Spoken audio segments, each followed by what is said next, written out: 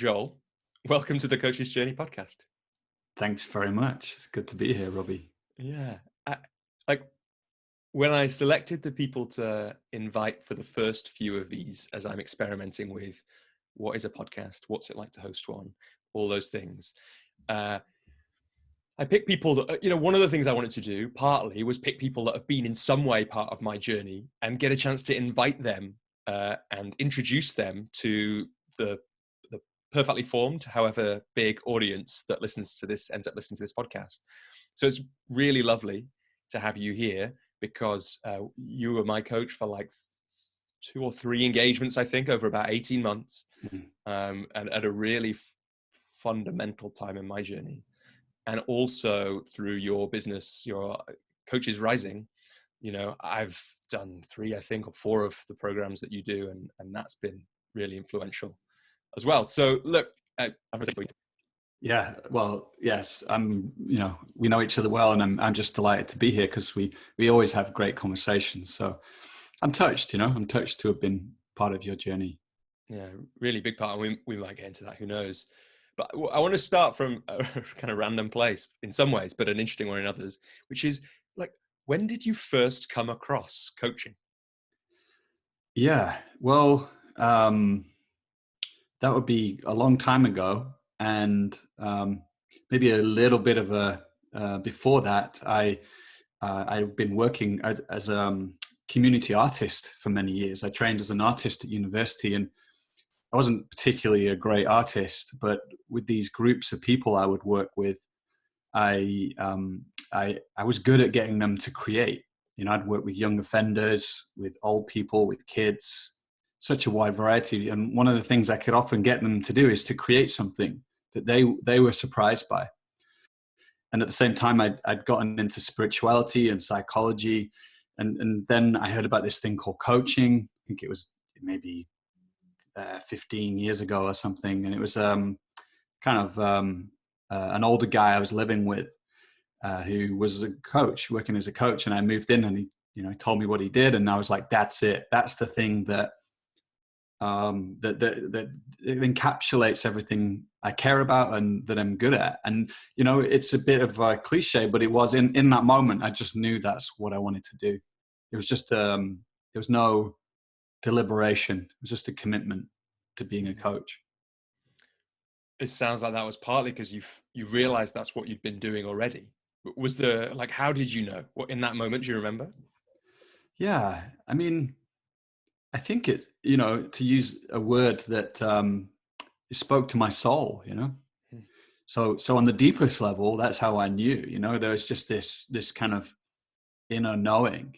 And then, yeah, I just recognized that this was something I wanted to do, and that intrinsically I had a sense I would be good at, and that I was like, oh, that, I remember thinking like, oh, that's what I'm actually doing with these people. It's like, I mean, I wasn't coaching them in the way I coach now, but I was like connecting deeply to them, having them feel seen, and having them land in a sense of possibility, where they're actually often coming in with a lot of issues and a sense of impossibility.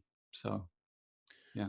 And there is something about creativity and coaching which feel very linked to me. I mean, of course, we could talk about that in lots of ways, right? But what comes to mind is, I remember writing a piece during one of our engagements. Actually, it was a piece which I shared online, and one of the things I realized, or as I wrote that, or when I shared it, was something about a shift to possibility, and that being partly about agency. And then it was really interesting that I watched a TEDx talk by a woman I do some work with about a year after that, talking, and her company is about everyday creativity. And she said exactly the same thing, essentially, about creativity, which is, one of the things is, if you help someone be creative, even in a tiny way, they see that they can create something from nothing. And they realize through that the kind of sense of agency and hope, which creates a real shift for them. Yeah, I think that's incredible. I love what you're saying now, and that's what a gift, huh? What a gift! Like that, I've had that from people that have worked with me, and it's such, if that's one of the things I want my clients to get, is that sense of agency and a sense of possibility. And, I know we've been both inspired by Rosamund Sanders' work, and, it goes deep that, like actually if we look at how deeply we can become creators of our life, and actually that it's in some ways it's a game, and that's quite a profound journey to go on. And yet in the moment too, it's just very practical. It's like, yeah, what's possible here? So yeah. And how much of a sense of that did you have at the time, 15 years ago, when you came across this guy you were living with and he was coaching, and it's like, there's something here about the work that I'm already doing, and this thing is kind of speaking to me. How much of that sense then did you have about how important that was? About the sense of creativity and possibility. Yeah. I'm not sure,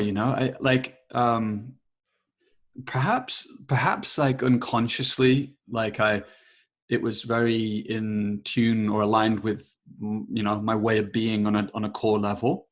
And at the same time, like back then I was so young, much younger, and really living in a lot of victimhood a lot of the time, Yeah. I mean, I was a nice guy and everything, but a lot of the responses to the world I had was like, I don't have that kind of agency. So, and yet, yes, and on a level, like I'd always loved being an artist. I'd always loved creating something from nothing, and so when I was an artist, that's what brought me alive. As I'd sit in my studio painting the whole day, and I'd get into these flow states, and I would be, it would be a whole body experience, a full being experience. And so, I was working that capacity.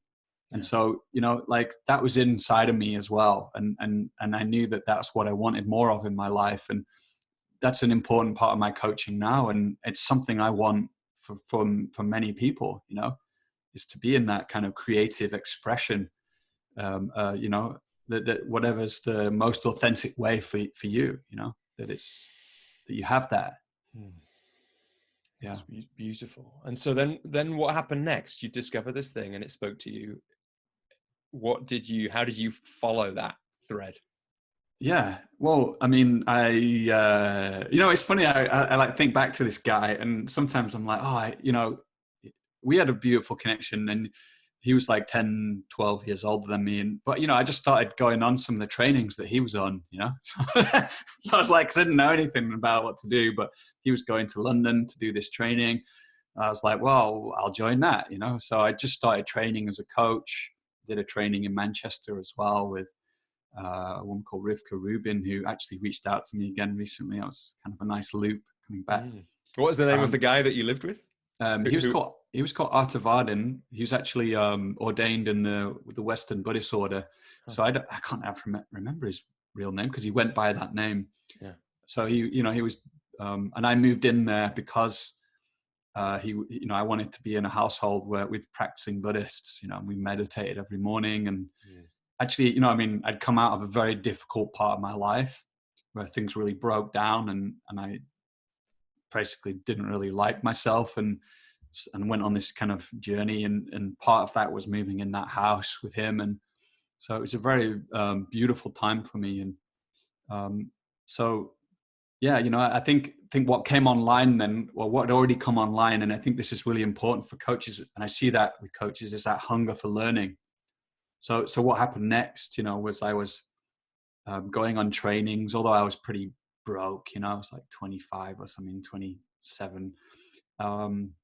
And I was just reading everything, like devouring stuff, listening to podcasts of Fred Kaufman coaching on Integral Naked, and, really into Ken Wilber stuff, just kind of soaking up what I could. And not really having a lot of clients. So just doing a lot of free coaching.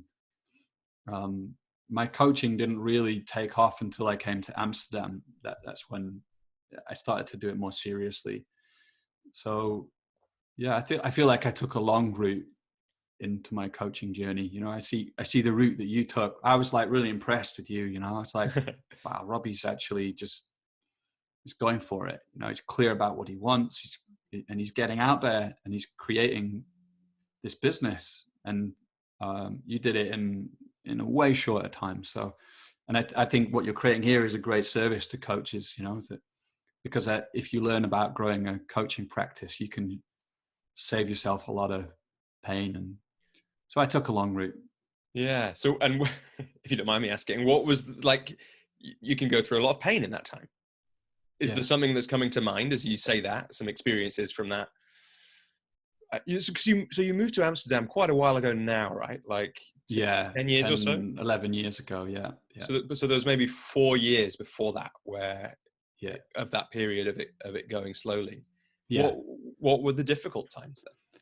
Well, you know, like I think for me, I was, let me say, like, so it might sound a bit contradictory. So I knew I wanted to be a coach, but I didn't throw myself wholeheartedly in growing a coaching practice. You know, I was still working as a community artist and, you know, dabbling, like practicing with clients. So it wasn't like I was like, okay, this is it, you know. So when I came to Amsterdam, then I started to you know, I was getting a bit older, and you know, it was feeling like this is the right time to start building a practice. And but I was broke, you know, again. Other than being older, sorry, let's catch that. Yeah. Then we can go back to being great. broke. But other than being older, do you remember what was it that made that transition from, okay, there's this thing that I'm doing, it's alongside the art, which I've been doing for a long time, and this community work, but now it's time to start building a practice. Do you remember what that shift was? Or It's a good question. I think it was a combination of things. I think it, you know, it was definitely that when I moved to Amsterdam, I found myself in a kind of more conscious community than when I was in Manchester, and people who were working as coaches, or who were doing consultancy work in businesses. And so that, being, you know, immersed in that environment kind of allowed me to have that part of myself met more in a way, or like, it was like, oh, I saw this is a real possibility. And partly it was like a growing sense of agency, I think, you know, just getting a bit older, getting this sense of like, oh yeah, this is something that it's possible for me to create. And I don't think it's that agency is necessarily connected with age. You know, I think sometimes it is, but for me, it felt like it was. So yeah, it was just that. I think it was a mixture of things. maybe something about coming out of that difficult time. I guess if you had a really difficult time, and then there was the kind of work, you know, that you did, or work is probably the wrong word, but that a next phase of something, and then something new. Yeah, in a way, like you know, if I would say, like, coming to Amsterdam really was the making of me in a way. And because I left my country, I came to a new place. I didn't have a job, I didn't have any money, and I had to make my own way. And it surfaced a lot of my kind of victimhood tendencies. I don't know if there's a better word for that, but it's like, you know, it was hard, and at times I just complained about it. And so it's like, why I'm saying this is because actually it's like I went through a really hard time, and then there was this period where I was living in this household, the Buddhist household, doing the trainings and meditating.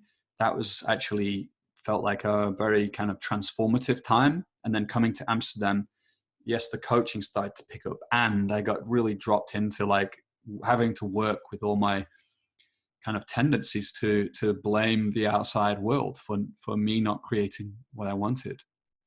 And that was actually very powerful. And then the next phase which came, which was my coaching practice really starting to take off more, and to have more clients and more impact on my clients. You know, I think the point underneath this is like the deep inner work, you know, that's so essential that coaches have done.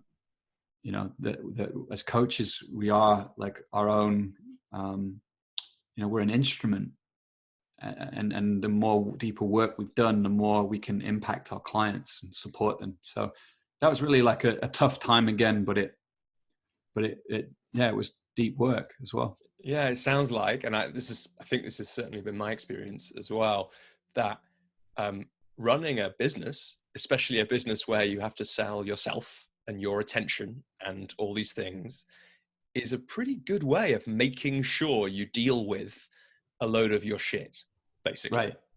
Like, it sounds Totally. like that happened for you. It's like, okay, I'm here. I know it's the right thing to go to Amsterdam, or maybe you didn't know that, but I'm here in Amsterdam. Okay, I'm going to have to, if I want to make any of this work, I'm going to have to do this inner work.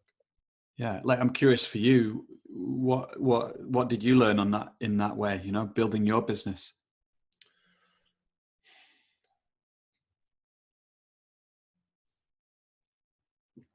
Good question. I mean, it just feels like for me, it has brought me up against a load of the kind of edges of what I thought I was capable of. And some of those edges I just never thought about before. And some of them were stories that I had about what I could or could not do. Right. And actually, because I've just done, last night, I did a 20-minute workshop on an online community thing about the 12-minute writing practice, the train writing practice, which we created together. And the way I told that story was, you know, which I think is true. It'd be interesting to see, actually. You could tell me now if this is complete lies, and this is not how you remember it at all. My memory was I was feeling real resistance. So I'd read Stephen Pressfield and The War of Art, and one of the things he says is the place where you feel the greatest resistance is the place which is the most important for your soul's evolution. And I was feeling all this resistance and anxiety about sharing myself online.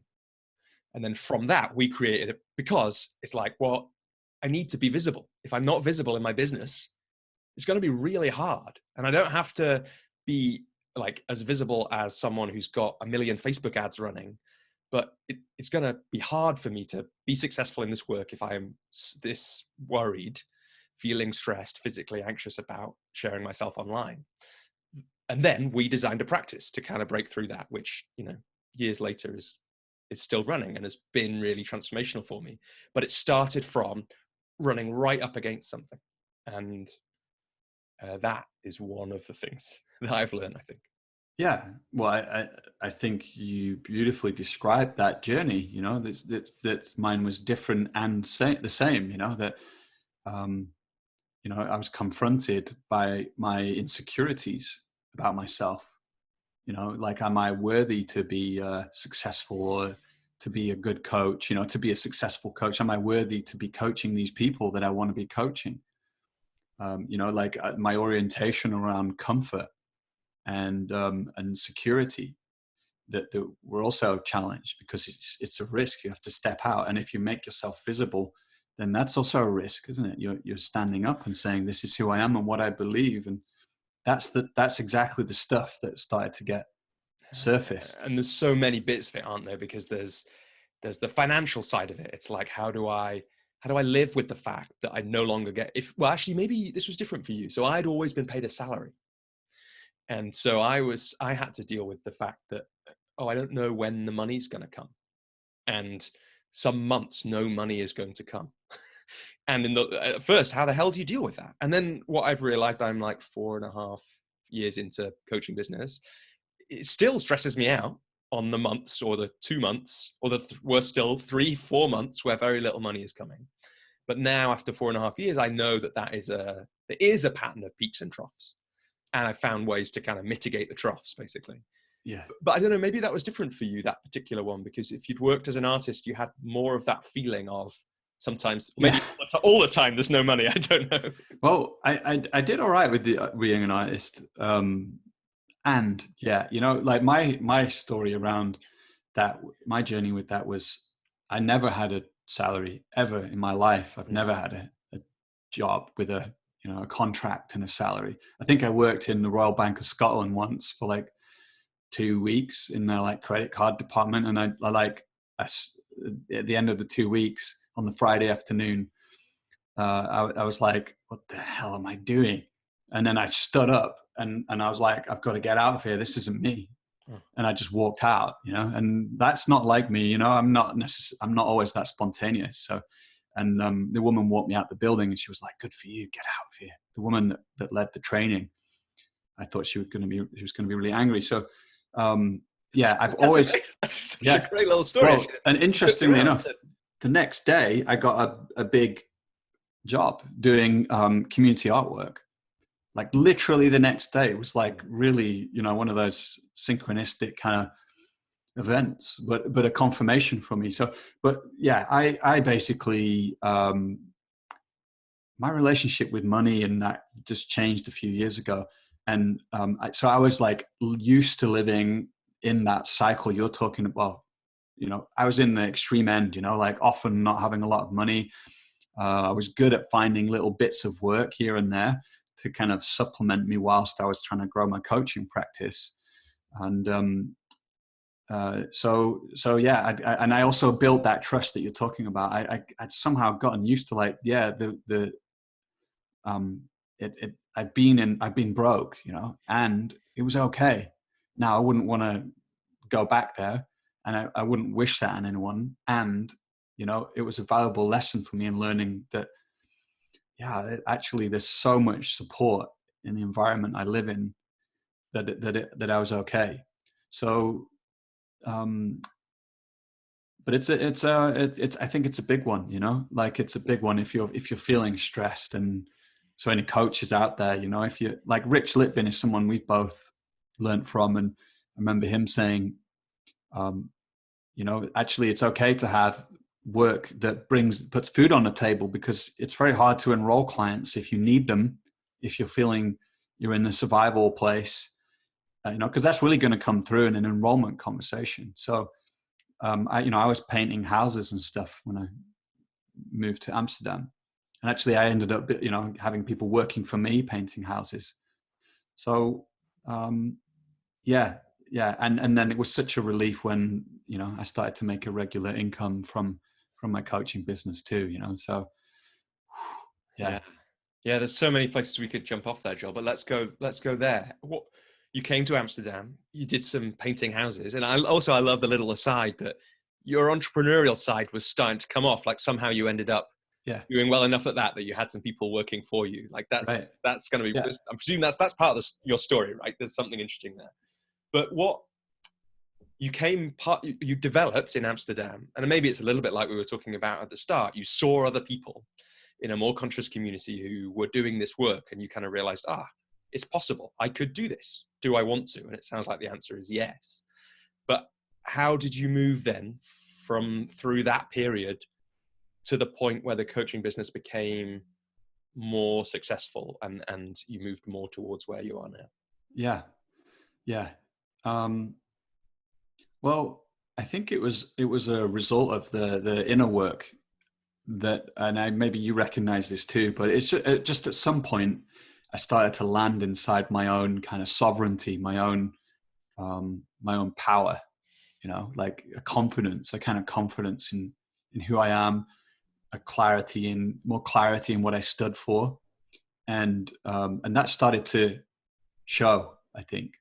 So, so I think that's just one of those really significant moments in anyone's journey, is when you just start to believe, you start to trust your own power and your own authority and your own sense of being able to create. Yeah, and I really, that does feel true to me. I guess what I'm interested in though is what specifically for you helped you get to that point. Well, bunch of stuff. Like let me share one. Like this is, so I landed a huge coaching gig, and it was very serendipitous. And like I'd basically just come out of a tantric sex retreat.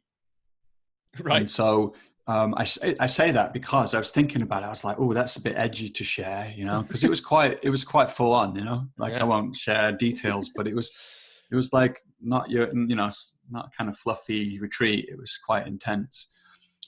Now I share that because that was deep work, and it was deep embodiment work, and it landed me down in my body, and like it just gave me a sense of presence.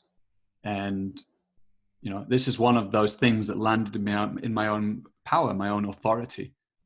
So I came out of that retreat, and immediately I ended up in a conversation with these people who were running this creative leadership school called Think. And, these were much older than me, ex-McKinsey guys, real serial entrepreneurs. And at the time I was like 35 years old. And, I could see they were testing me, because they were like, you're going to be, I'm going to give you some clients, you're going to be coaching people who are 45, 50 years old. Have you got the chops for that? Are you going to be able to be sitting in a space with those people? And I think I demonstrated to them that that's what I was capable of through the conversations I had with them. And that, the deep work I did on that retreat, it was a direct impact for me, connection. Yeah, it's so fun. It's so interesting. Like I didn't know that was the connect. I didn't know about that connection. But it feels very true to me. When I did some reflection last year on the most important things, shifts, ideas for coaches to get to a sustainable business. One of the things I thought about was do your own work, right? And one of the stories I thought about when I thought about that was like a very similar one to that, except without the tantric sex retreat, but with my own inner work that I'd done in different ways. Because I remember getting offered there was a couple of kind of quite big gigs that helped me feel comfortable about the finances when I transitioned to full time. And I just I just got offered them basically. And at the time I was like, what is going on? Like, do I really have the track record to be offered these things? All those imposter syndrome questions running through your head. And my reflection looking back is that they could feel it. They could feel the work that I'd done, basically. Right. And, I wouldn't say I was by any stretch completely confident. I'm doing air quotes on that, whatever that even means. But it's like there was the facing of fear and the working on myself must be. In fact, I do know this a little bit because I did ask one of the people. It was like, why? And she said, well, I just got a feeling that you were the kind of person I wanted to work with. It's like, wow. Well, you can't plan for that except by being the kind of person that people would want to work with. And some of that comes from embodiment and presence and all those things you've talked about. Yeah. Yeah. No, I think to me, if people were listening and newer coaches, and they were thinking about what is something that I can do that would have a direct impact on me becoming a successful coaching entrepreneur, it would be this inner work, this embodiment work. It would be learning, developing the presence to sit in those situations that you just talked about. Because I've had a number of those situations, where it's like, ooh, you get invited into something and you're like, oh crap, that's beyond my pay grade right now. and you say yes to it. You've got to grab those moments, and I think, so maybe I'm diverging a little bit, but that's another thing I would say is like, you get yourself out there, Yeah. What were some ways that you got yourself out there or put yourself out there? Yeah. Well, I think this was one of them, this felt like putting myself out there. Yeah. And the way that I got it was very, again, serendipitous. I actually went in to meet them because we haven't talked about Coaches Rising, but through that business, they'd reached out to me and said, can you help us put our work online? And I'd heard about the project and I was like, okay, this is great, but this is very entrepreneurial. I don't want to step in as an entrepreneur in this project. So good luck with it. I haven't got the capacity. And on my way out, I saw somebody just across the room, and our eyes connected. And 9 times out of 10, I would have just walked out the building, but for some reason I walked over, and we got talking, and he was a great guy, and he was like, oh, they're looking for coaches here too, and you should connect to Rajiv. So that's what happened. We reached out to Rajiv and we set something up, and I ended up in some conversations with some people who wanted to create something very serious, and with a big mission and vision behind it. And I think, for example, that retreat I talked about, that helped me to really like own what I most cared about, and to speak that out to those people, and not to hide, to say like, yeah, I deeply care about coaching these people, and about the role that entrepreneurs, creative entrepreneurs, can play in the world in helping us navigate these times. So that would be one example. I want to come clean. I'm not like this super courageous dude. I'm not like I find it intimidating to put myself out there, and I'm very grateful about the opportunities that have come my way to build a coaching practice. But I don't want to make, I just want to be honest. Like, I find it super edgy to put myself out there and, get into certain situations. And there's something inside of me that just seems to say yes to certain things when I get offered something. And I appreciate that about myself. I'm not sure where it comes from, but it's, sometimes I've kind of blagged it a little bit, oh, could you do this, Joel? Could you run this entrepreneurial workshop for these leaders? I did those kind of things before I was a successful entrepreneur. I just said, yeah. And I prepared the hell for it, and it was a success, so. Yeah. Well, it definitely wasn't, I guess I've tried to do that as well. But the quote that comes to mind, I think I heard Tim Ferriss say, it wasn't his thing, but it was on a Ferriss podcast, was, yeah, if I'd never done anything that I wasn't qualified for, unless I've messed the negatives up there, if I had never did anything I wasn't underqualified for, I'd still be pushing a broom. Right. That's the only thing that I'm qualified for at scratch, pretty much.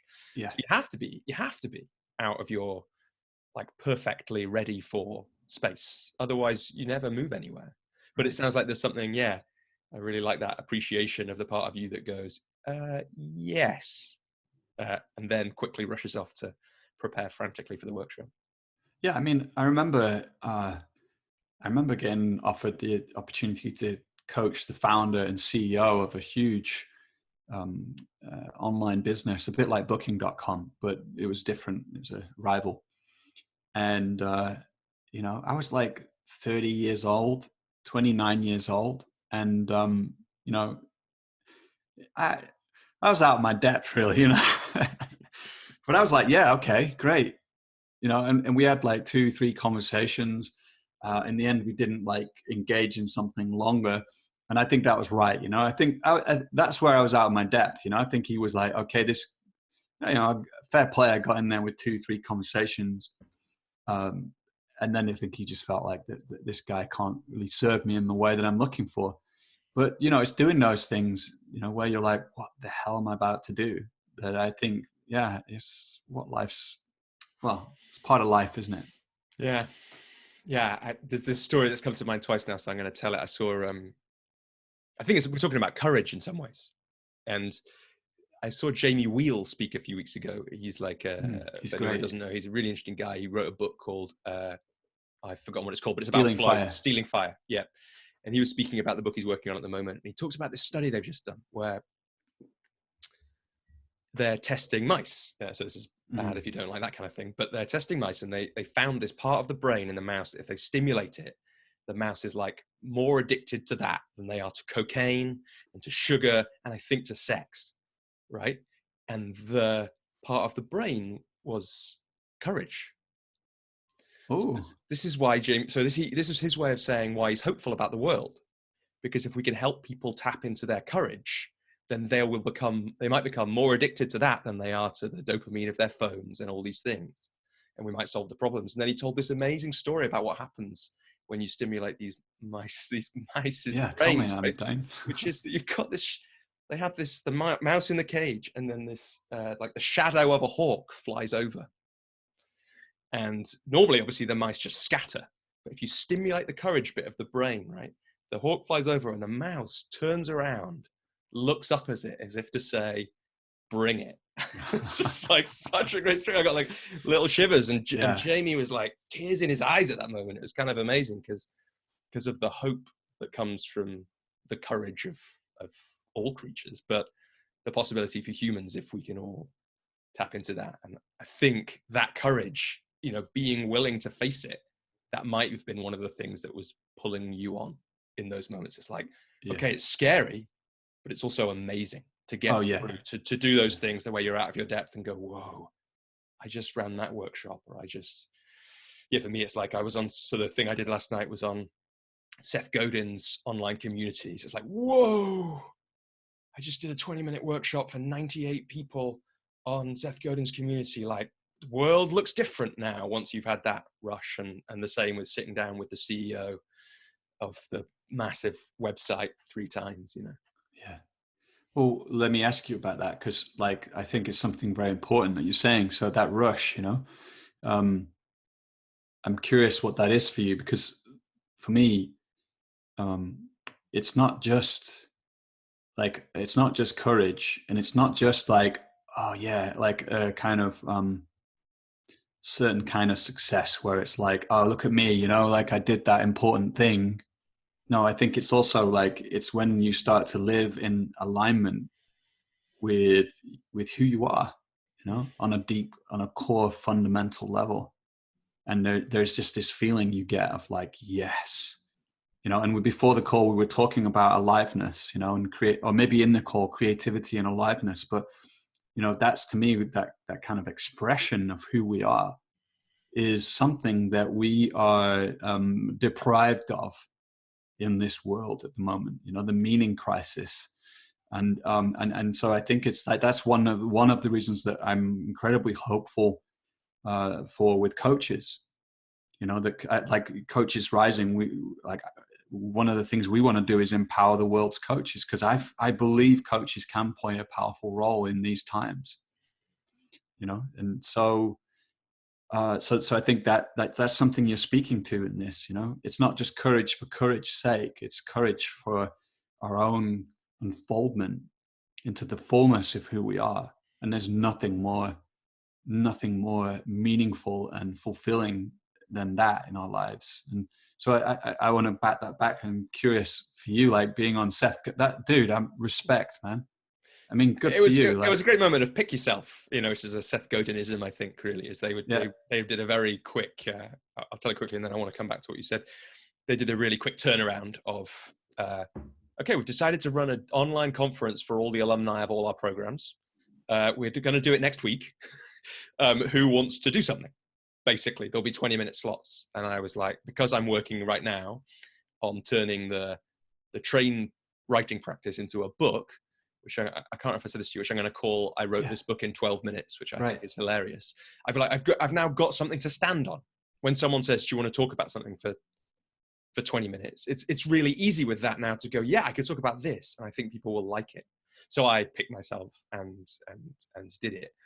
And I think that you're right. There is a sense, you know, it's interesting the way you finished what you said just then was exactly what crossed my mind as you were speaking as well, which is there is a sense of courage, to allow ourselves to unfold, I think is something like the language you used. Yeah. And that is different. And there is something about the restrictions on that, on how we allow ourselves to unfold, or what we allow ourselves to be in all kinds of ways. And allow is a word which might not be quite right, I don't know. But there is something about that is a very current issue right now, which taking those opportunities when they come, when they feel right. And I think this is probably another part of that inner work, you know, over the last 5 years, more than that, whatever it is, 7, 8 years since I started my gradual shift into what I'm doing now, is understanding what is me unfolding and understanding what is nothing to do with that, but I just kind of think would be what I should want, or what I do want, or all those things. Yeah. And And I think it also speaks to, I love that thing you said a few minutes ago about one of the things that the retreat had given you was a connection to why this is all important to you and what you stand for. And to gradually learn that, I think that's another gift of another tough thing to try and do and go through, but gift of running a coaching business is you have to make decisions about how you talk about your work and what's important to you and how you're going to do that. And you have to decide, do I do this thing over here or do I do this thing over here? And what do I choose? And over the time, not straight away, because first probably a couple of years for me were mainly about how do I do more of this work? But in this kind of last year or so particularly, it's become really like, yeah, what's this about? Like, what am I here for and why, and how do I want to contribute in the next phase? And when you get those things together, you get the courage, the sense of yourself unfolding, and the alignment with, right, yeah, this is it. This is why this is important. Yeah. Then that's a beautiful thing. Yeah. Yeah. Well, just an example there of you putting yourself out there, being out there and creating opportunities, just to speak into that for a moment, because I think that's a lot of, you could say, like, what are the steps to building a coaching business? And we can talk more about that. And for sure, it's great to learn from people about building a coaching practice. There are definitely very solid practices and principles you can apply. And there is this kind of like almost like non-linear serendipitous thing where if you just get yourself out there and you stay out there long enough and you're sincere about being a good coach, you just, these opportunities pop up. And that's happened a lot to me, like we can talk more about that later, but I want to emphasize that side of it, because it's actually, for me, that's been probably a bigger source of success than leveraging strategies and principles. And I think the game changer is like just coming back to what you're saying, like this. Yeah, when you like embody the thing you care about most and you speak from that place. And I had a potential client yesterday, and he was just right on my sweet spot. And so it's you can just own that with that person. Just say, like, I love supporting people like you. That's my purpose. That's what, when I'm aligned with my purpose, that's where I come alive. And they can feel it. In that moment, was it a feeling? How did you know you were in that place with that person? Well, because I can feel it. It's a feeling. And what does it feel like? So it's like a feeling of aliveness, of like, let me say, sensation in my body. There's an increase in sensation. There's a feeling of becoming aligned. So it's like there's a kind of sense of rightness, and like a kind of inner knowing, that's like, yes, this is it. And so there's that alignment, that inner knowing, that aliveness. Yeah. Sorry to interrupt, Joel, but just how did you? I can really feel this, and it's a beautiful place we're in. How did you learn? Yeah. Like, how did you come to that place where this feeling? This is the feeling of, you're the person I'd love to do some work with. Well, I'd answer that in two ways. Like, the first way, I would say, I think it's an innate capacity that we have. And I think that we especially as children, we're attuned to our bodies. And I'm talking about more than our bodies in this kind of inner knowing. But I think that people listening, they'll all recognize that sense of like rightness, of like, yes, this is right. This is aligned with who I am. And so I think there's that innate capacity that we all have now. I think we have also trained ourselves out of recognizing that to a degree, that in the West, since the Enlightenment, and we could talk about this as a whole huge topic, Jamie Wheeler, lots of things start to connect to but yeah, I think we've trained ourselves out of being embodied, being sensitive, and we've come to rely on our cognitive analytical mind, which in some way separates out from experience and can analyze and quantify, and science has done incredible things. So it's not to denigrate it. It's an amazing capacity, but we've become unbalanced. And so expanding our bandwidth and reconnecting to our bodies, but it's more than that. It's this felt experience in the moment. So the body is a great doorway to it, but it's actually, it's like, that's the start, it's like learning to trust this kind of, this knowingness that's non-conceptual, that informs our thinking, but it's more than that. And that, I would say even more than this, that as we refine that capacity, that sensitivity to attune to what's here, that can be incredibly powerful in serving our clients. Because when we're sat opposite our clients, we might be feeling like, okay, you're talking about this as if you really want to go there, but I'm really sensing like there's this kind of flatness here. Or even, I think it even can lead to even more intuitive kind of insights about what might be going on for that person. So that the second part, I said there's two sides to it. One is, I think there's an innate capacity we have that we can, the second part is that we can recapture or we can enhance, and this would be something I would say to coaches, like, go on that journey to attune yourself as an instrument, to refine your sensitivity. And it's a joy, to not have to just live inside the conceptual mind and rely on that, but to bring these other faculties online, which bring a lot of joy and fulfillment. And so, yeah, that's like maybe a long-winded answer to like learning to like not only recognize it in the moment, but to enhance it, to go into it, to trust it, to embody it, because I think there's a transmission when we can embody that feeling, that alignment, a deep sense of who we are, and we become it and then speak it. Now this would be me like a game changer in enrolling clients, Yeah.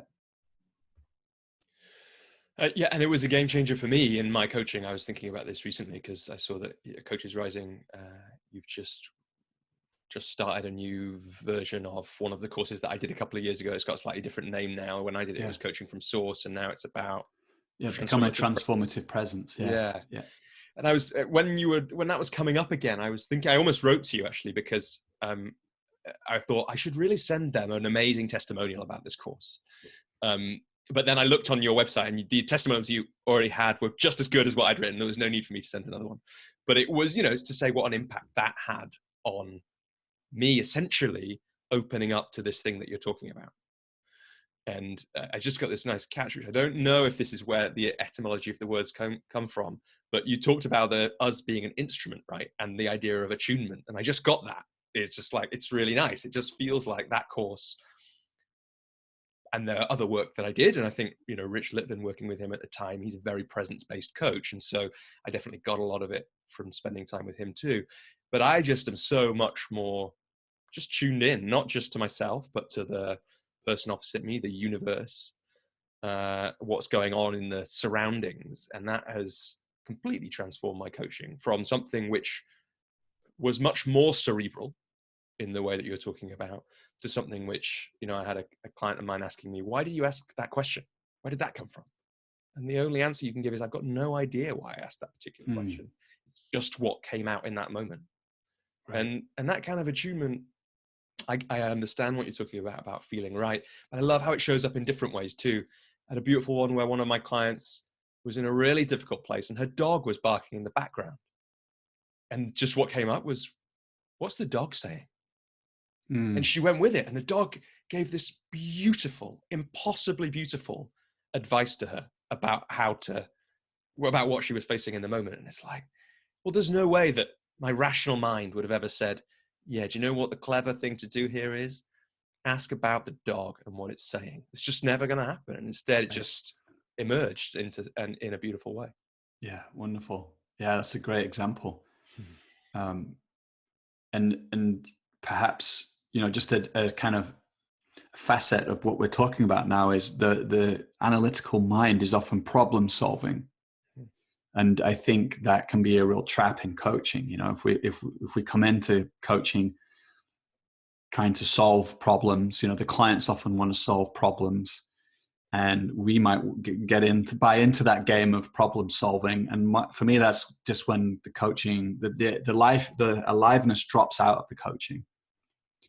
And maybe we could go to that a bit now. I mean, we're talking around Coaches Rising a bit, actually. Maybe you should just if you could just give us like a brief intro for people who haven't come across it, about it. And then, because I want to ask you about a podcast that you had recently, which I think speaks to what you're talking about right now.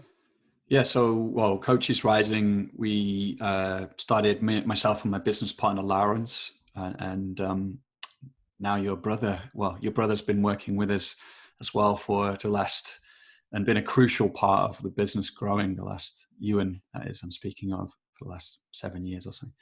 And it was born out of myself and Lawrence's love of coaching, and the sense of we want to create something, and somehow we knew we wanted to create it online, and we got the purpose part of it right. So we really learned how to create content that coaches like. So that's one of the things we really want to create content that serves the world's coaching community. And we do that through a podcast, through different other free offerings, and then we have paid coaching programs, and they're mainly aimed at coaches that I would say have gotten their training and wanting to kind of take courses which take it to a next level.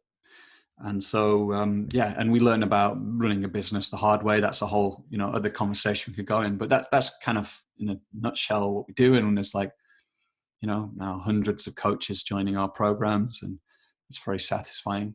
So yeah, and I mean, for anyone listening, I quite often recommend Coaches Rising in all kinds of ways to people. The podcast is I don't listen to it kind of every time, but it's pretty much the only coaching specific podcast I listen to. Although, like, from now on, obviously the other great coaching podcast I listen to is this one. You're a rival. Yeah, exactly. But and the particularly the two most recent programs I've done with you have been both individually and together really powerful. The transformative presence one, and then the developmental coaching one, which I did this year. We might get on to talking about some of that. That's really changed the way I look at the world, and been a part of me cementing into what I feel like is that why I'm here, what I stand for in this moment. So that's been great, and I can recommend all that to listeners. And it's also a great way it's really good value, and a great way to get in rooms with really amazing faculty, which has been one of the real pleasures of it for me. I wanted to just zoom us back, because it's kind of hanging there. You were talking about the kind of problem solving side of our rational mind getting in the way in coaching. And there was this really interesting podcast you had recently, and I can't remember the name of the guest. You all remember it though. It was about neuroscience, and it was this idea that sometimes the goal setting is really the wrong way to go in coaching, which is a kind of strange thing to say. Yeah. But it feels a little similar to the kind of just sitting in the rational mind. Like maybe the traditional coaching models sit more in the rational mind, but what we're learning is, in lots of ways, there's more to it than that. And some of that might be about this neuroscience, and the sense that the goals isn't necessarily the right way to go. Yeah. Yeah, I think that was the podcast with Richard Boyatzis, and he's really the expert on the neuroscience here. So yeah, but absolutely, yeah. Basically, what they're finding is that if you move into goal setting, then you can what do they call it? Negative neural associations or something. I can't remember the term, but basically it can have a counter impact to actually what you're wanting. It's not conducive for growth and learning, because it can create a sense of you have to live up to these kind of let me back up a bit and say, like, people come in to that coaching and then they want to fix the problems, and then they set goals related to fixing those problems, and what they found was that was the thing that actually had a negative neural impact on the brain, So and interesting. surprising in a sense. And Yeah. what they found, and they've done, lots of fMRI studies and um, longitudinal studies, but they found that actually visioning was the key. So actually this is great news, because I think a lot of coaches do this. But what Richard was saying is, spend 5 minutes hearing about why they come into the coaching, and of course about like, what is this challenge they're facing. But don't stay there, because that then starts to reinforce the kind of negative neural wiring around that issue. So move to visioning, and then visioning is very conducive to the positive neural conditioning in the brain and growth. And so spend a lot of time visioning. We're coming back to this sense of possibility again. Mm. It completely changes our sense of embodiment and state in the moment, and then we can take different actions and come up with different possibilities. So yeah, like, and I mean, there's so much we could say about that problem solving. I think it just it closes down a transformational potential for me. We're trying to fix something. It basically comes from a sense of there's something wrong in this moment. There's a sense of lack. There's something wrong, and there's a place I need to be that's not here. And when I get to that place, then the problem won't be here. So let's fix it. And that all actually creates tension, kind of reifies the issue. It's you stay stuck. So there's a way we can take a fundamentally different approach. I wonder, I don't know if this is related, but there's a question that coaches often ask or wonder about, I think, which is, what do you do when your client is stuck? And I'm just wondering if that is like that's partly what might be happening in that moment where the client is really stuck. Well, maybe it's because we're accidentally reinforcing the feeling of stuckness that they arrived with, something like that. Yeah, I think so. I mean, there's all kinds of things we could do to help our client become unstuck. But I remember those sessions that I used to have where I'd really get caught in this problem solving mode with my clients, and it would almost get kind of strategic, or like, oh, what could we do? Like, oh, there's this issue, but this, and you could feel it. You could just, I could feel it. I felt stuck, I felt like we were going around in the issue and nothing was really changing. I could feel this tension in my body. That's what I saw in them. And that, in my early days as a coach, I was stuck in, like, I wanted to help. In those moments, I was caught in a kind of helper mindset. I want to help my clients get out of this place. But actually, I was unwittingly kind of playing their game, that there's a problem that needs to be fixed in this moment.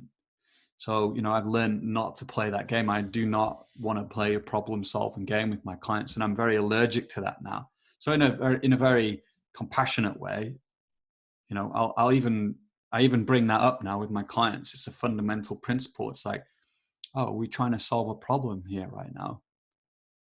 Like, let's just notice that, not making it wrong. Like, oh, because now it's a problem that we're solving problems, but let's just notice that we're doing that.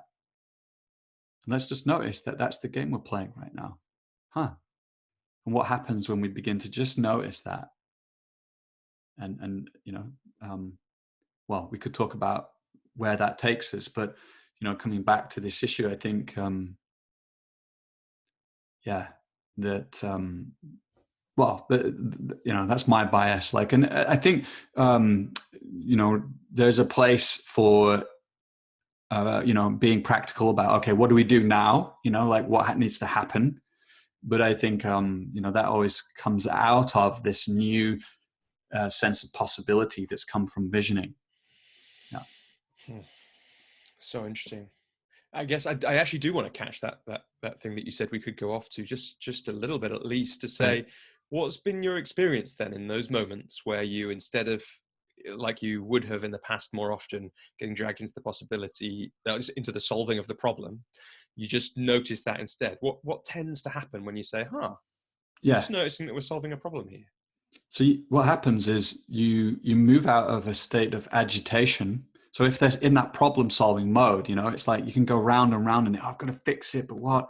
So there's a sense of agitation that can arise. So as you begin to notice just what's here, then what happens? What emerges is a sense, and you're curious about what's here. So like, huh. So there's a sense of just acknowledging it, mindfulness, being curious. Then what starts to happen is there's a kind of sense of integration.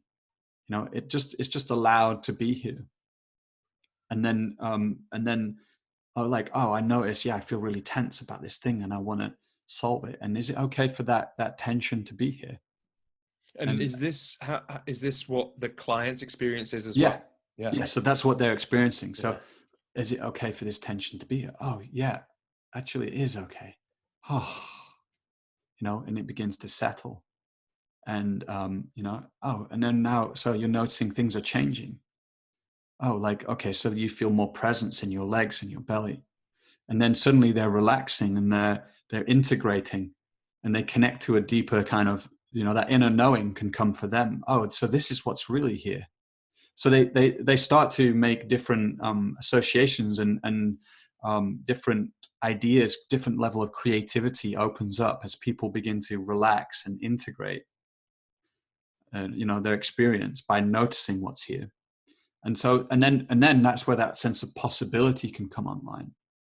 So and for example, just to add, in a moment it might be like, oh, I'm not willing to acknowledge, or I'm not okay to welcome that I feel tense right now. Well, is it okay to acknowledge that? And so that it's a kind of meta competency of disidentifying from this problem solving mindset that we often live in. And once you disidentify from that and learn, then you can start to live in a kind of creative, resilient place where, and this, the neuroscience backs this up. That's what's cool about what he's saying. Different chemicals start to flood your brain and your body, and you say different things, you see different things. Yeah, it's so cool. And what I love at the moment, if you're kind of like that stuff, like we do, is that the understanding of those things is just, the science behind it is just showing up everywhere. I heard this amazing stuff from, was it Peter Levine, about the vagal nerve the other day, and I was like, oh, so yeah, he's saying the same thing. He's saying, it's not really, probably not worth me going into the whole story. I'll put a link in the notes or whatever to the video I saw, but he's basically saying, yeah, you can't be in both under threat and in curiosity at the same time, but you can shift. We all know, like I know from experience, it's very easy to shift from curiosity to defensiveness, like, and under threat. That happens to me quite a lot in my life. I hadn't thought that it's basically as quick to flip back the other way, but in a way, and he talks about how the nervous system works in that way, but in a way, that's what you're talking about there. One of the things, but there's so much going on in what you've just said, but I think one of them is you just invite that bit of acceptance and curiosity. And instead of the kind of tension and real pushing that's going on, people's nervous systems change, which is really amazing. Yeah. I think it's amazing. Yeah. One of the things I really like about this conversation so far, Joel, is I can hear, like, I know some of the influences that are coming through you as you speak here.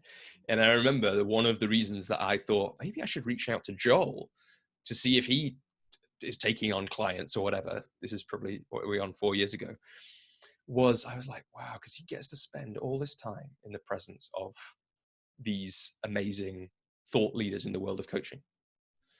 And I guess I'm just curious, like I heard a little bit of Jim Dethmer there maybe in that bit, and some other people, but I'm wondering who have been either through Coaches Rising and that kind of thing, or just in your work more generally, who have been the biggest influences on your work?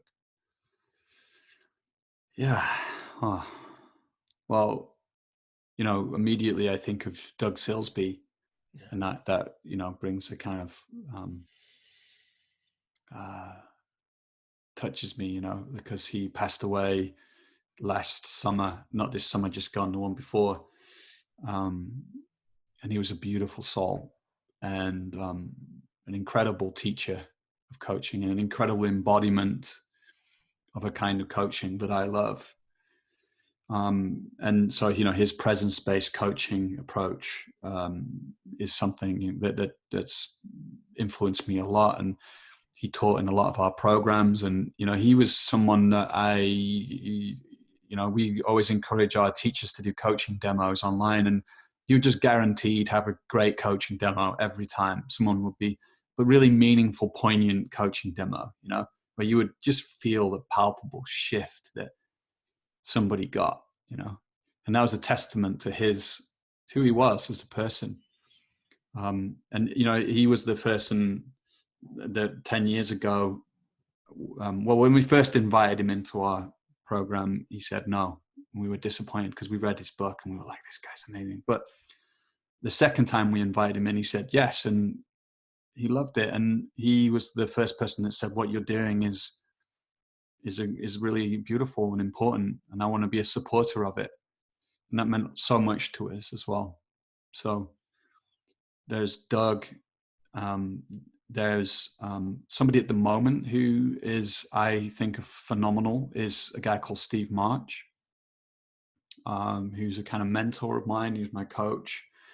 Learning so much from him. And I think his Alethea coaching approach is, I find, very powerful, incredibly powerful, and very much in line with what we've been talking about. So it's I think, and there's a new wave of coaching emerging. I think there's a new wave of working, with people that's emerging. So, in the therapeutic world, in the spiritual world, in things like circling, this interpersonal meditational practice. Alethea coaching has the same thing. It's all about working in attunement, in presence, and it's non-goal oriented. So it's like, yes, there's we come in with the deep longings and intentions, but then we don't do we don't kind of like try to create this place and then work our way to that place through doing practices and and taking actions. We bring in the topic, and then you work in presence in the moment, and it unfolds and reveals itself. And I've been blown away by what happens when I work in this way with my clients, as they connect to this sense of wholeness that they were actually looking for. They came into coaching because they felt a sense of lack, or they felt a calling, they want something, but also there's this sense of lack in there.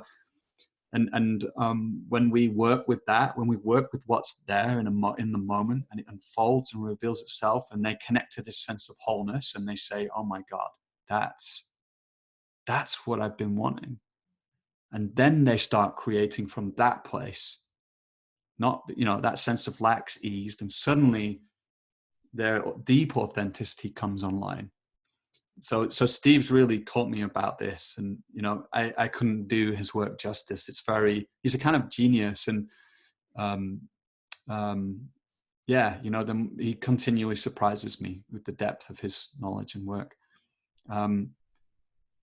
Of course, Rich, like how we both connected. I think Rich has been a huge inspiration, just for his embodiment around this whole thing around possibility. And I coach very differently from Rich in a way, but I love Rich as a coach. He's the real deal. He's a phenomenal coach, and he's a real magician.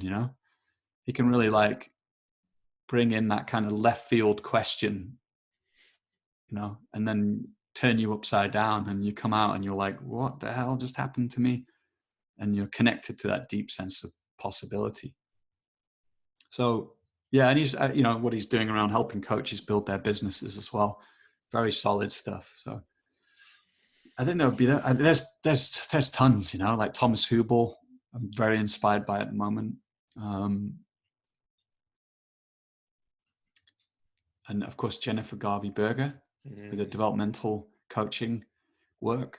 Really, she was the first person that developmental theory is something I think is very powerful and important, and but how the hell do you apply that in coaching? She was the first person that showed me how to do that.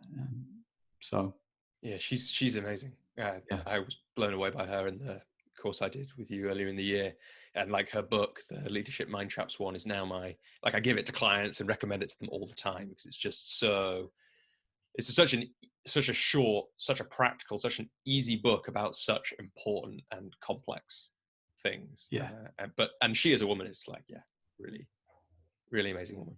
yeah. So I guess like there's a couple of things that I'm curious about, but maybe the first one, if we haven't hit this already, just because what you said about Steve, right? Steve March, and Yeah. links a bit to what the impact that Jennifer had on me, which is there's something about the world right now and what's happening in it and how complex it is. And that was the shift that, that was the shift that the developmental coaching course gave me, really. I'd always thought that everyone bangs on about what a complex world we live in.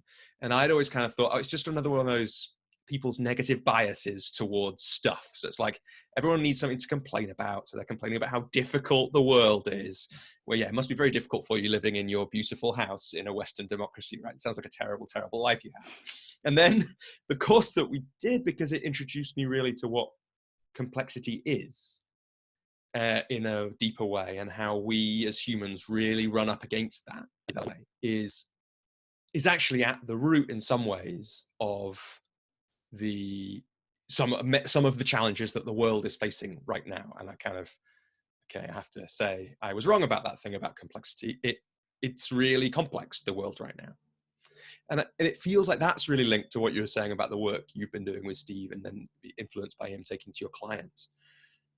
And because you have this picture, beautiful picture through Coaches Rising of what these thought leaders are thinking in all kinds of ways from the conversations you have with them, I'm just curious, what do you think at the moment, or what are you feeling about the state of the world and how coaching can contribute to that, and the shifts that coaching, this is a big question, so choose where to start, and the shifts that coaching is going through right now?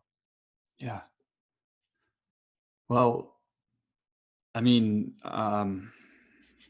it's a crazy world. It feels like, yeah, it's good because that's often a question I ask people. So now I'm on the other end of it, and I'm like, oh yeah, now I know how it feels to be asked that.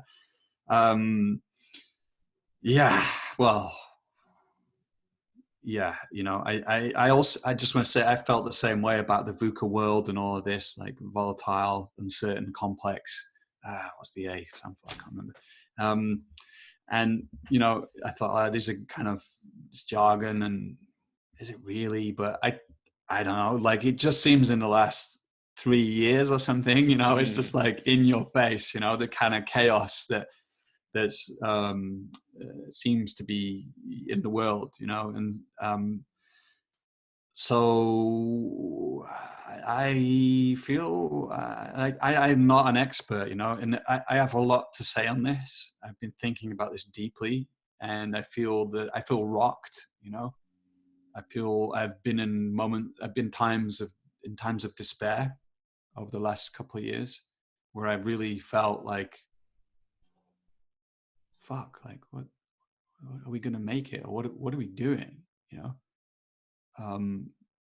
All these crises that we're facing, and we are not getting our shit together. Like we are, the system seems so entrenched that something radical has got to happen, and I don't see that.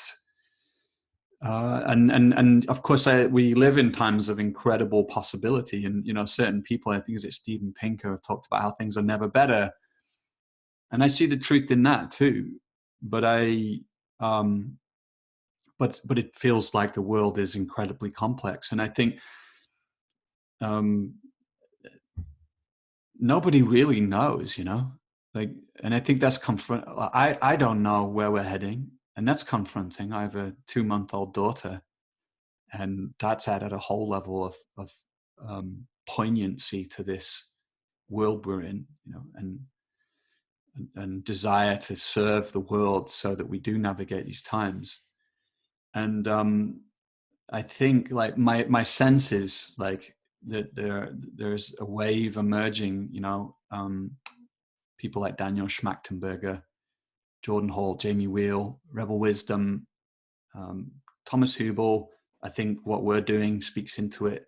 This circling stuff. There's like pockets of islands emerging of people, and there's so much stuff I don't know about. So I want to that I'm not naming, but people who are very interested in collective intelligence. How do we organize ourselves as a species and as cultures and live in a sustainable way?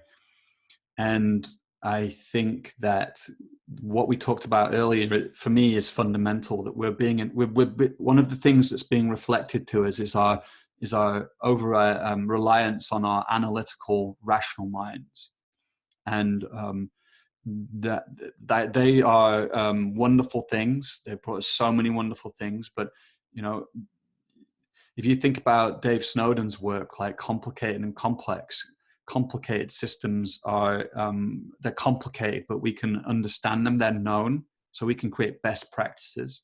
And so our minds can do that. We can codify and quantify complex environments. Require a completely different way of being, sensing, understanding, and then acting. And so. So that's where I think we need to refine ourselves as an instrument, so that we can conduct the intensity of being in a complex environment, of being in the unknown.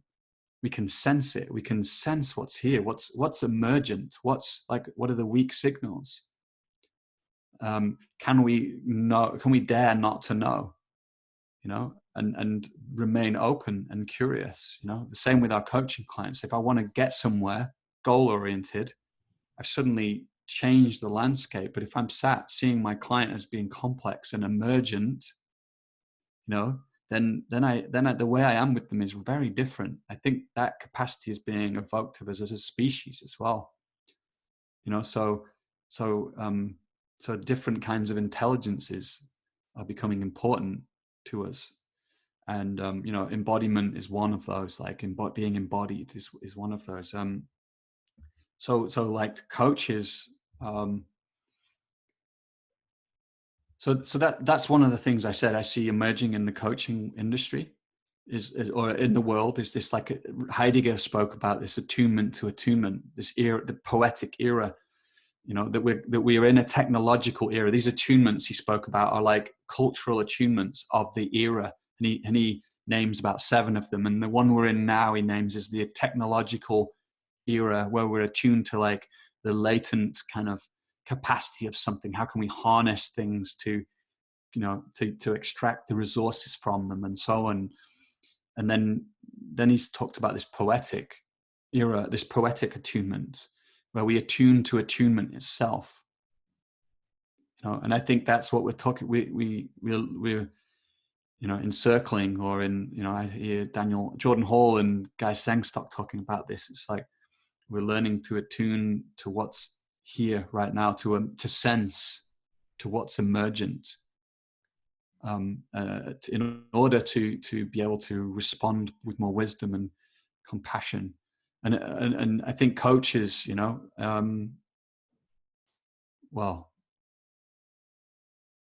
I think coaches can be equipped to help leaders to navigate these times, to develop the capacities in the way I've just been speaking about, to navigate these times. And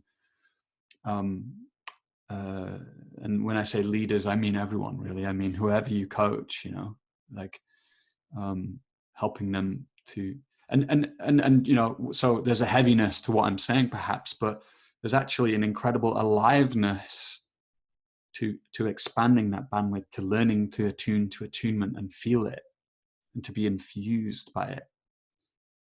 So, and I think that we've been talking about this for most of the conversation in different ways. Certainly, when you were describing the prospective client you were speaking to yesterday or the day before, I asked you essentially, how do you know that that's attunement? Or how do you know that you're feeling the right thing in that moment? And that because you've been thinking, how do I know when things are really in alignment and I'm in that Yeah. place? And importantly, and I don't think you meant this, but like, it's not thinking. It's like Right. you do the injunction. You go there again and again, and you know because you know. Yeah, it's almost like an embodied knowing, and it's not the same as a rational knowing, although they connected and they enhance one another. But I You know? think that distinction, the rational knowing and the embodied knowing, like everyone, people listening, everyone recognizes that. It's like, oh yeah, I know this thing, but I never act on it or I never do it. And then suddenly something happens in your life Right. and then you finally know it. Right. And that's a different thing. And then life looks different after that. Yeah. Even though you kind of think, but I've kind of always known this the whole time. Why? What's different? And that's that shift that you're talking about. Yeah. Well, I mean, I'm curious what's here for you after I've shared that, because um, this is something I care a lot about. You know, like we are in unprecedented times, and the next 10 years is going to be, who knows what's going to happen. I mean, Margaret Wheatley, I spoke to her recently. She believes we're in collapse. We're in collapse. We're not going to, you know, shift into some new era, that will save the times. It's like we need to go into that collapse and then emerge out of it. And will we survive as a species in that collapse? That's debatable. That's her opinion, but I'm curious what comes up for you. Yeah. Yeah. Like you say, it is. I mean, they are big questions and I like is probably not the right word, but I find myself drawn to asking them mainly by myself, occasionally in conversation with people.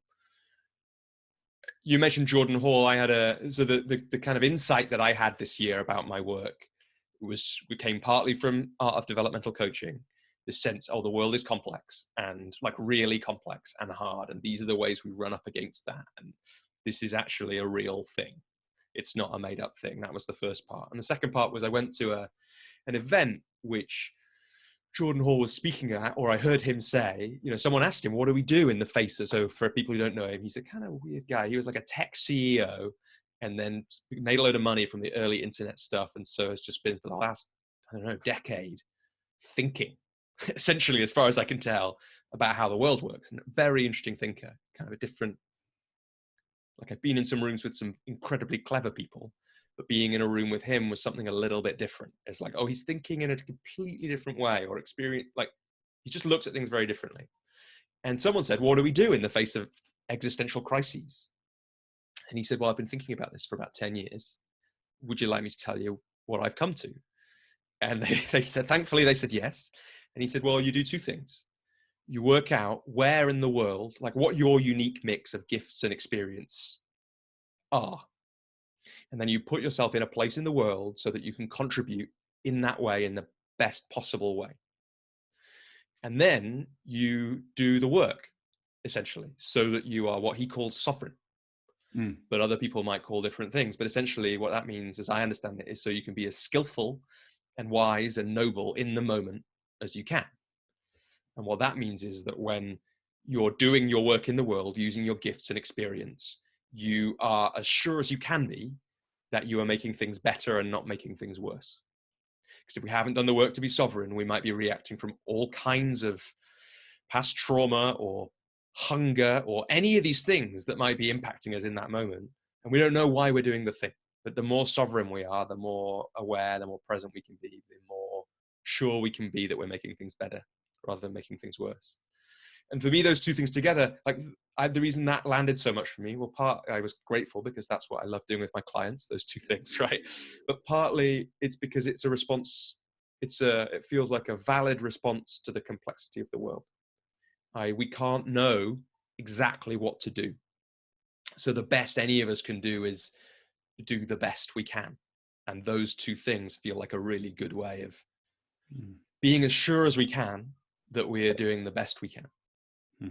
And I think that coaches could have a huge role to play in either or both those things, both as individuals who are developing their own attunement and all those kind of things, but also as a place that people can be guided and supported on those journeys.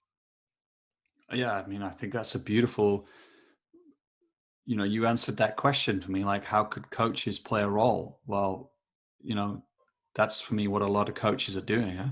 Helping somebody, of course, there's all different kinds of coaching, but um, helping somebody to live their full potential, their authentic full potential. And I think that, that's key. Like that, I totally agree with Jordan. And this is what one thing Margaret said to me. It's like, serve. How can I serve? Not being an activist, and kind of bringing that divisive kind of energy in. Uh, I mean, what do I think about activism? I think there's probably a place for it, but serving for me, like really, it's about serving. That's the game changer, and that's the game changer for me for growing my coaching business too. The more I tune into like, who am I here to serve? How can I serve? Then the the kind of that I land in that sovereignty, and that when I'm in that sovereignty, I care less about being afraid of enrolling people, and I just get out there and I'm like, okay, I want to coach you. Like, if you want to work with me, like, I'm inspired to work with you because I care about what you're up to in the world. I serve people like you to play your game in the world. That's what I do. And there's a kind of freedom in that. It's like a kind of samurai feeling almost of like, hey, this is who I am. I put my cards on the table. I own it. And if you don't like that, and there's someone else better, fair play. Like, because I'm in the business of serving, and you weren't the right person. So Yeah, almost more than fair play. Like, great, yeah, right? right. When I'm in the best form, it's like, yeah, we both agree right now. Usually it is these days, both of you and me and the Yeah, prospective clients. Like, I had a guy a couple of weeks ago, and it was like, it feels like you're good now. It was the second conversation we'd had, probably about 3.5 hours into speaking. It's like, we're done. You're done. You're good. We don't need this. We can both go. Like, perfect. This is better. This is much better than you paying me a few £1,000s and us having a load of these conversations over the next 6 months. Just go. yeah, And sometimes, yeah, right. If there's somebody else, like your CEO of the internet company years ago, if there's someone else who can serve you better, great. Like, perfect. yeah. Yeah. I guess I'm aware as I'm sharing that's been a relatively recent. That's been the last 2 years that's shifted for me, and a few things have contributed to it. And I guess I've still got hanging. You said some tantalizing things about being broke and earlier on, and I know there's a funny story about you being broke. Maybe not funny, maybe very serious, but which I want to get to. And I'm also curious about some of the more, I want to talk a little bit more about Coaches Rising, and there's probably some more stuff about just how your business looks right now and what it's like to be you. And it's really fun and exciting to play in that place with you of what's happening in the world. But I want to bring it back a little bit to you. But before we do that, is there anything else you think that's missing from that conversation that we've just had about, it's been broad ranging about both attunement and that piece and the world more widely. Is there anything that's kind of hanging from that for you? Well, just to say, I think it's very powerful as a coach if you can situate the work you do in what's happening in the world right now, and I think that sense of service and purpose sort of come into alignment in that way. It's like, oh, I'm kind of, I'm putting my feelers out into the world. I'm sensing what's happening in the world. I'm listening to people, and it's feeding that sense of service and that sense of purpose, and how I can impact. So I think it's very valuable. I'm saying, that at some point, like, you can tune into like how what I most care about will serve the world. Yeah. It sounds like you're in a place where that is happening for you. You're feeling like you're in that place of service now, some of the time at least. Is Oh that right? yeah. And Yeah. and what's that like? And for you, Well, what does it look like?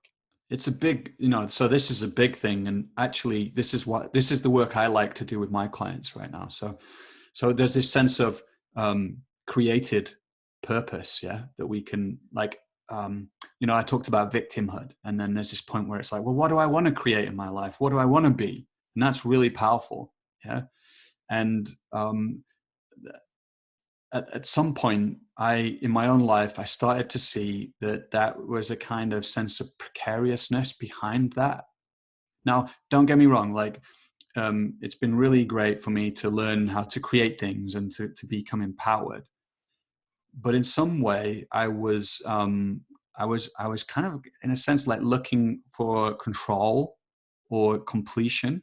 Now, what I mean by that is like, oh, if I, and so like I say, it's in some way, not the whole thing, but some part of me was like, okay, if I can master life, control life, then I won't have to worry about money. Like there will be no insecurity, and then I'll have made it, I'll get to that place where I'm complete. I've done all my development and I'm invincible. Those weren't explicit thoughts, Yeah. but underneath that, there was a fear of death and my own precariousness in a sense. Now, what happened was, somehow I just I saw like there was some kind of drive in that, that creating my life. There was some kind of driving and striving, trying to control life, trying to complete myself, that I couldn't believe in it anymore. Like it didn't. I could feel there was something a bit deadening about it. And so I became very interested in like surrender. So like, what is it that life wants with me? And you'll recognize that question from Jim Deathmer. But I think a lot of people are asking this question now: what is it that life wants with me? I've created what I want with life, and I've gotten success, and that's been great. And it's a transcend and include. I still use that capacity, but it's like now it's like, okay, I want to. What does life want with me? And that took me into an incredibly rewarding and meaningful journey, of like, and this is where I think I come back to the question you asked, was like, what's it like for you? I can't remember how you phrased it, but I started to kind of recognize there were these moments where I let go, I like that part of me that wanted to create and control life, let go. And I think we're coming back to some of the similar points we made earlier, but something would come through me in those moments, and it was exhilarating. And I wasn't trying to control things, and I wasn't trying to control the coaching I was doing with the person in that moment. And again, I could feel that sense of aliveness, that sense of alignment, of like, yes, this is it. And so I started to learn to kind of have that, or through practice, that became more and more available.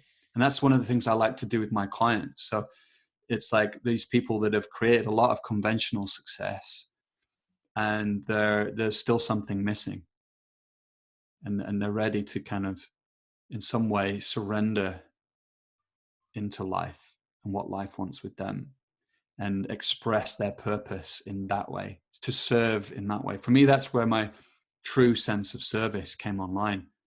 It was like, yeah. And what diminishes is a sort of sense of self in those moments. And what I mean by that is like, a referential sense of self that's checking, like, is this okay? Or, and I find myself becoming bold and fierce. Now, yeah, we're careful there. I don't want to say that it comes out in any particular ways, because it can come out in a tear, or in softness, or, but like, it's like there's just a spontaneity and a freshness of expression in those moments. And that's what I want more and more of. I want to, I want to die like on my deathbed. I want to be like, my like eyes are burning fierce, with like I lived my life, I gave everything. Like I surrendered to what life wanted with me. And maybe I'm like worn and old. I have this image of like Ragnar Lothbrok from the Vikings series, And he's like, you know, towards the end of the series where he's in it, it's like he's won, you know, but he lived his life, you know. He lived, and you can see it in his eyes. It's like they're burning with something, like he's been touched, you know. He's been used, like well used, and that's what I want to. That's the way I want to go out of my life, you know.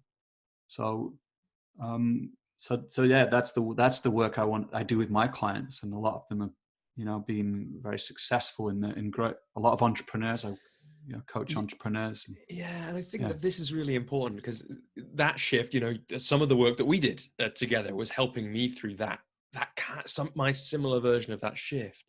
And I think for people who haven't experienced that or necessarily much, it's hard. It's like, if I'm not controlling it, what will happen in the world? But like, I know what happened for me, which is loads of great stuff, right? But I wonder if you could just talk about either what's changed for you as you've, like, it's a bit like not attachment to it's a bit like the goals conversation, the dream versus goals conversation. It's like, if you're attached to the goals, you might get the goals, but they might not be the right thing. But if you dream, who knows what you get? And sometimes all of those goals and more show up, Right. or something better shows up. So I imagine that for you personally and with your clients, that's the experience you've had, because that's been what it's been like for me, as you've got more into that surrender, ask those questions. What is the world asking? What is life asking? More and more.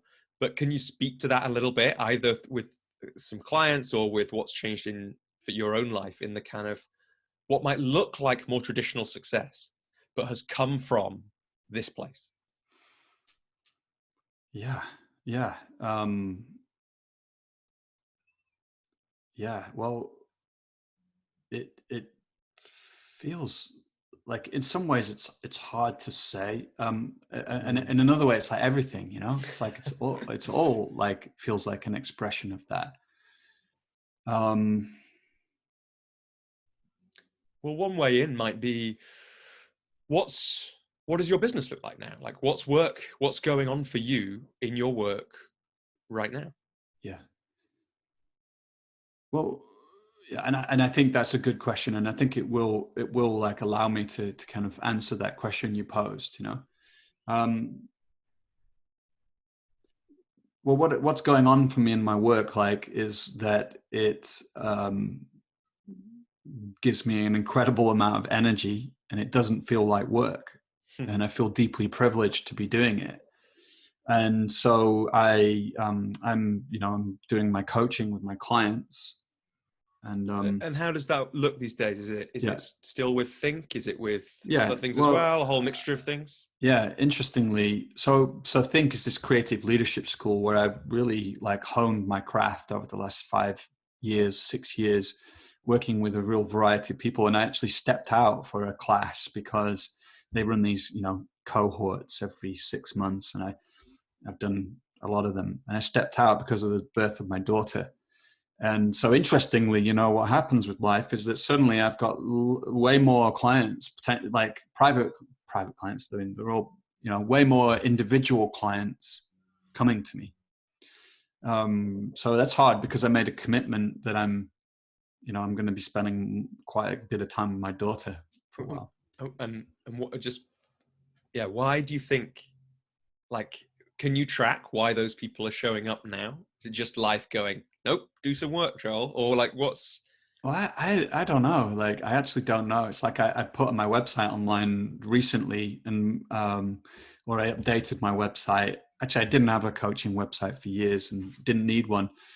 And then someone found me through that, you know, which I find kind of random.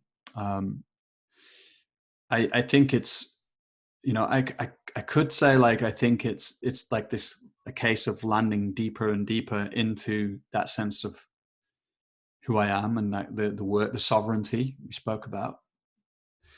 But I, you know, I know that's a speculation on one level. Like, I don't know, but I think it's also, you know, my coaching is just deepening and deepening. So I am getting people referring people more and more. Yeah, you know, like that's like, after a while the ecosystem's just built. And so, and you know, they say, like, you create space, and then something can come in to fill that space. And that's been true for me in my life, like I quit that job in the bank, and then the next day that project came in. Yeah, it feels like that again in this story, doesn't it? Yeah. I've stepped out, I think, but I'll who knows? I think I'm planned to step back in, and therefore I end up coaching, 4 or 5 people every 6 months there, and I have some rainmakers, like people that just love what I do and refer me to other, like, companies like Booking.com and Siemens and places like that. And then I run Coaches Rising, which is really growing this year. And, that's incredibly exciting for me. And I get paid for it. One of the things I get paid for there is either thinking of new exciting programs to create or interviewing amazing people. And that gives me a lot of energy. So that on a practical level, that's what I'm spending my time doing. And there's a lot of freedom in that. And in between, I've got my daughter, and yeah. And I guess in terms of Coaches Rising, that's a different kind of entrepreneurial journey, right? In some ways, I imagine, to building a coaching practice in its simplest form. Yeah. I guess there's been some decisions about doing both of those things together, and I'm curious about those, and also what you've kind of learned about both those things from each other, if that makes sense. Yeah, I do think they're different, and there are some similarities. I think that that same principle of like go big, like own your biggest dream, like your deepest calling, and then create from that. That's something that will empower you as a coach, but also empowered us at Coaches Rising. We were like 2 young kind of upstarts and quite naive, didn't know anything about making money in our late 20s. And but one thing we did was we were like, okay, let's just create this big summit, and well, what we found was that the bigger you play, the more the big players want to play with you. So one of the things with Coaches Rising is we connect like coaches with these, people like Jennifer Garvey-Berger, real masters of the craft, so they can learn from them online. And so, the bigger you play, the more people want to play with you. And it's like, they're excited to do that. And so I think that's been fundamental. I think, another thing is just like being determined or like grit, to use Angela Duckworth. I think it was her research into that, but just being stubborn, like staying the course, through the failures. I think, I think what else would I, I mean, a lot of what I would suggest comes back to that the thing we've been talking about the whole conversation, really, that sovereignty. And then, I think there's just like, more on the outer game, just kind of learning how to speak to your potential client in a way that speaks to what they care about, not necessarily selling them a coach training or selling them coaching, but selling them, like enrolling them in their dreams or in what they want, so like learning the art of enrollment, I think has been, and that is an art that I do not have down to the level I want, but oh man, I'm so much better at that than I used to be. And I imagine you may have already said this, and so answer as much detail as you want. But what has made you better? What's the difference between how good you are at enrolling now and how you used to be?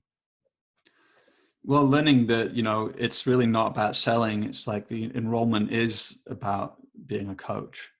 That enrollment is about like.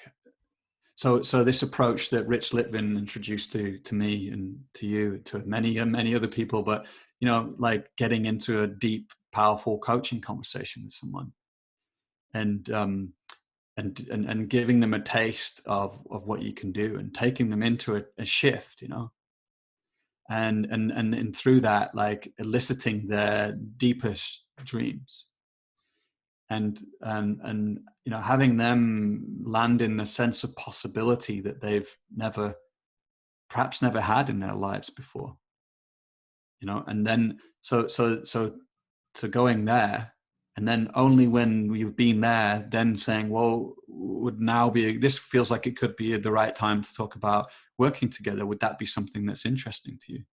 So not doing one of these taster sessions. Yeah. What did you used to do that didn't work as well?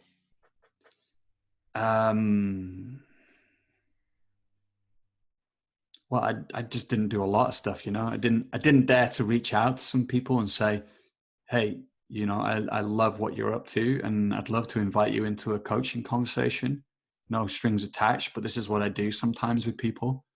And we have a powerful conversation. Sometimes those people become clients, but with this is, I just want to get into that conversation with you. I didn't dare to do that. I talk a lot about like what my coaching was.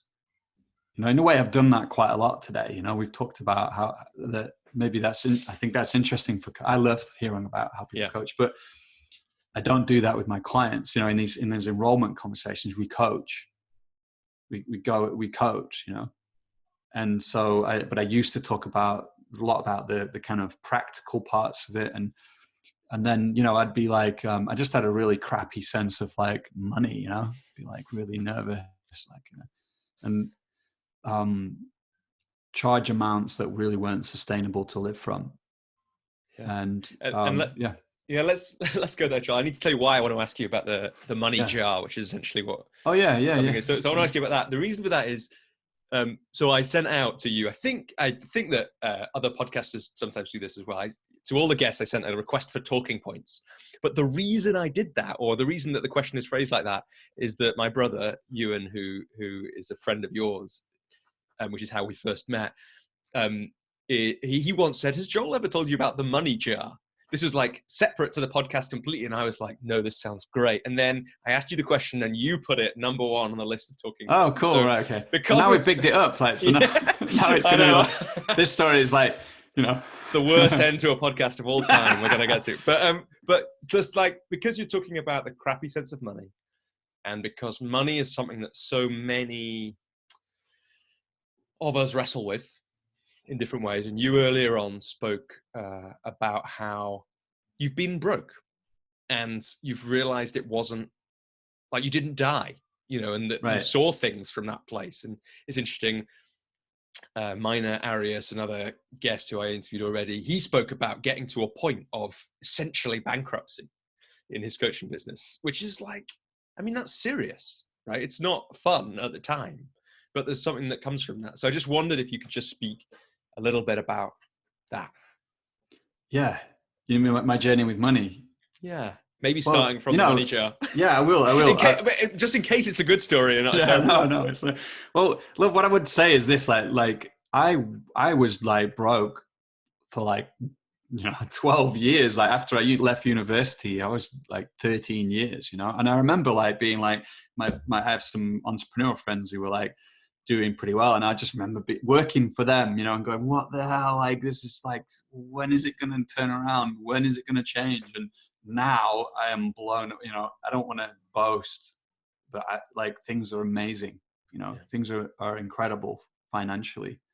And I say that because I want to give hope, like encourage people, like that if you're sincere, you dedicate yourself to the craft, and put the time in, you can really turn things around. Like amazing things are possible.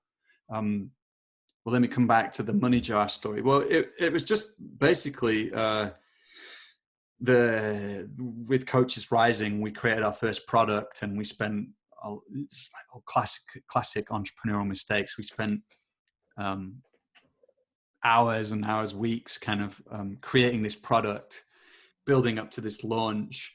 And, very naively thinking like, I'm going to sell thousands of units here. It was like a program for coaches. It wasn't a coaching program for my individual clients. And, like hit that send button and then watched, like the sales trickle in, like 15, 20, 25 or something. And, basically we didn't make any money out of it at all. And I had this money jar that I'd been putting like my change into over the time I'd been in Amsterdam. And like that was the money jar. Is I had to live out of that money jar for like, I think I like managed like 3-4 weeks or something. So every time I needed to buy something, shop food, basically it was food. I was able to dip into that money jar, and that was a hard lesson, and it was I was okay, I was okay. Had that money jar. So that's been my story over the years. I used to work a long time ago with like sort of beginning entrepreneurs, and I would always tell that story about the money jar, because it's a great example of like not really testing things out, pinning all your hopes into one thing. And we learned a lot from that failure. So yeah, hopefully that's, is that the first time you're hearing that story? I didn't know that story. Yeah, you never told me that. Right. That would have helped so much, Joel. Why didn't you tell me? No, Yeah. I'm joking. Exactly. I feel like it's a bit of an anti-climax after we've talked about the state of the world and how it's fallen to bits, and then we're back to the money jar now. Yeah, but it became like a bit of a running gag, because it'd be like that was the money jar, and it was like my friend, like money jar. It sustained me. So yeah, and I think there's like, we're laughing about it a bit, but there's also something really important about this. Well, there's lots of important things, but it's like you have to go through those times, and you kind of started the conversation saying all of this in some ways came from a difficult time in your life. But it's kind of serious. Just say that last part again. There was a bit of a So all I was saying was just the last sentence. I caught most of it. Yeah, it's kind of serious as well. These things, both when the difficult things in your life lead on to good stuff, but they're difficult at the time. And the money jar is partly a running joke, but it's also partly a serious, and I imagine, difficult time. Yeah, I mean, I remember being in tears. This was a bit after that, and I was with one of my ex-girlfriends I was living with at the time, and just being in tears about what a struggle it was.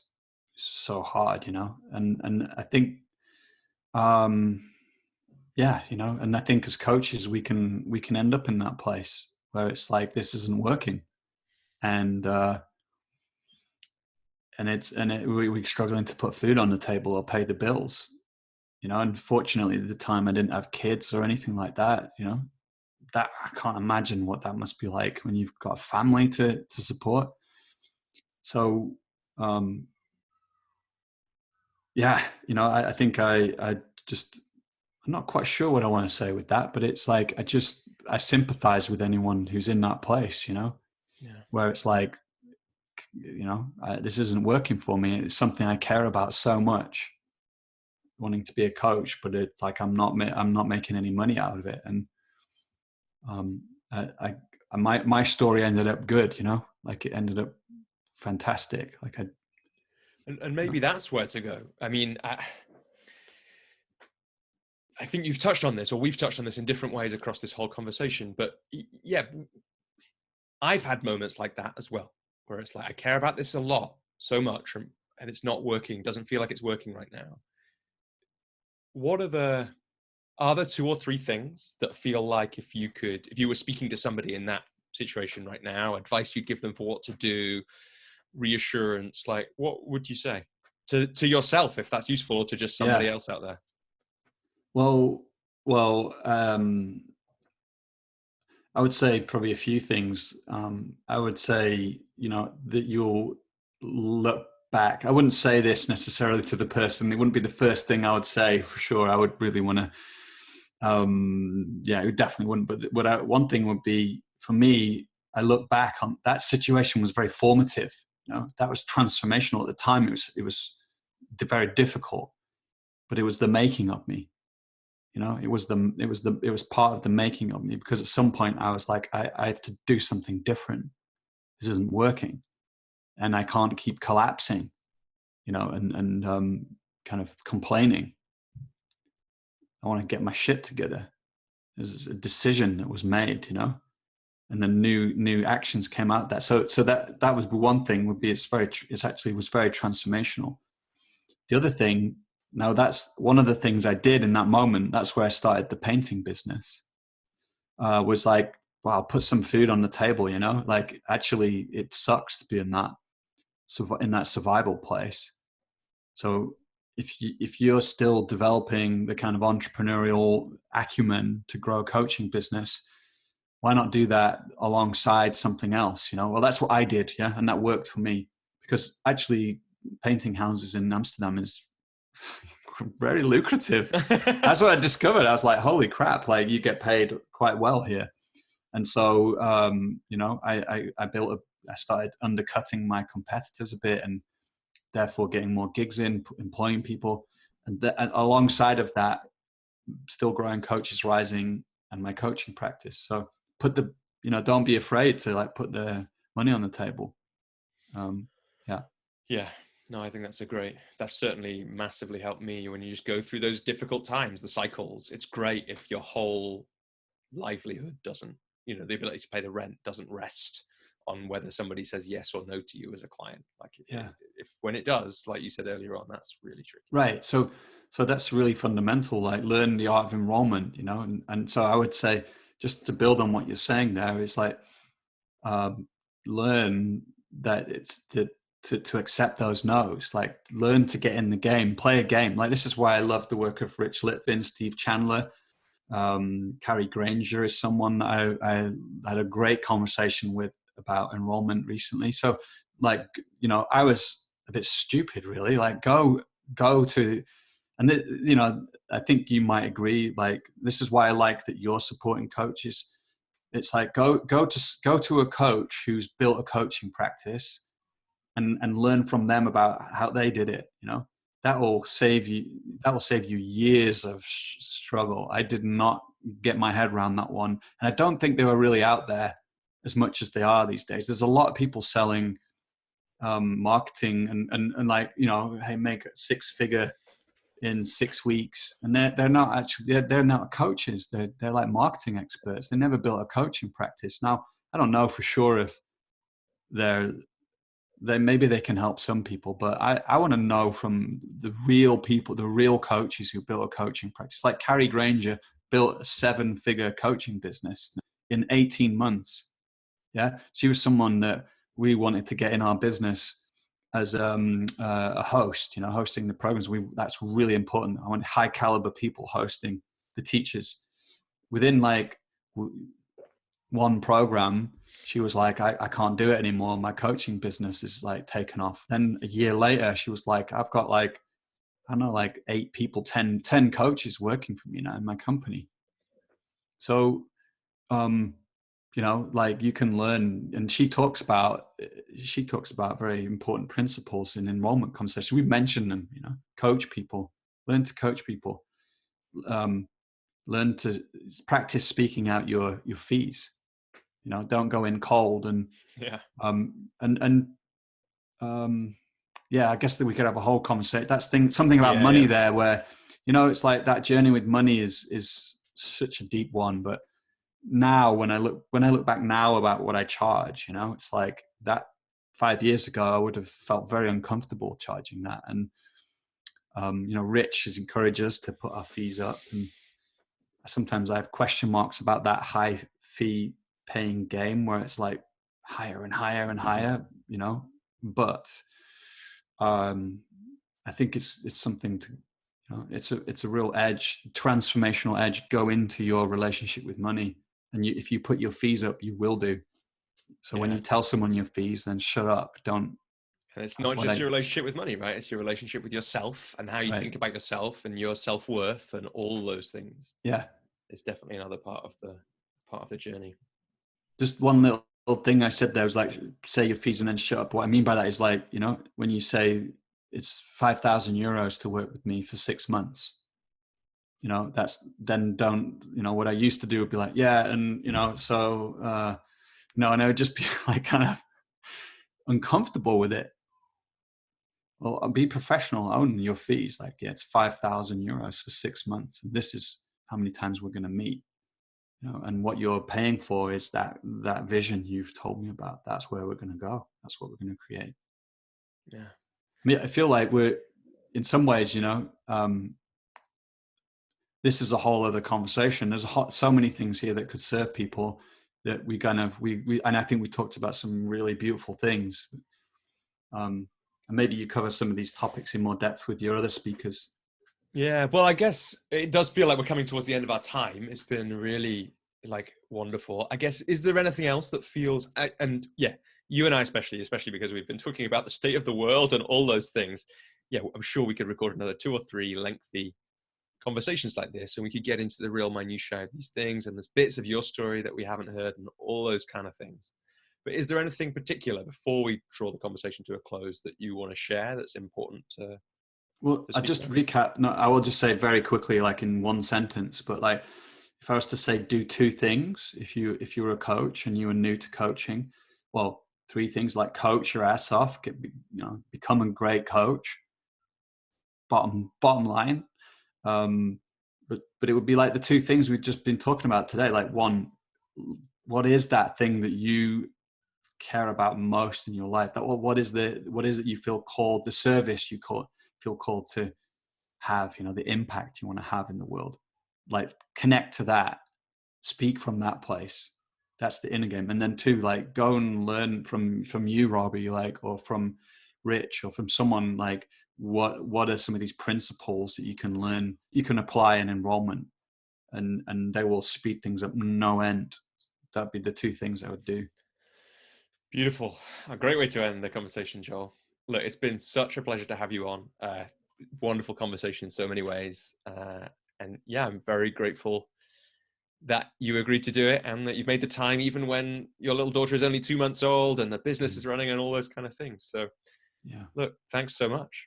Yeah, it's been a real pleasure. I really enjoyed myself, Robbie. Thanks. Yeah, it's great. Until next time, Joel, thanks so much. Yeah.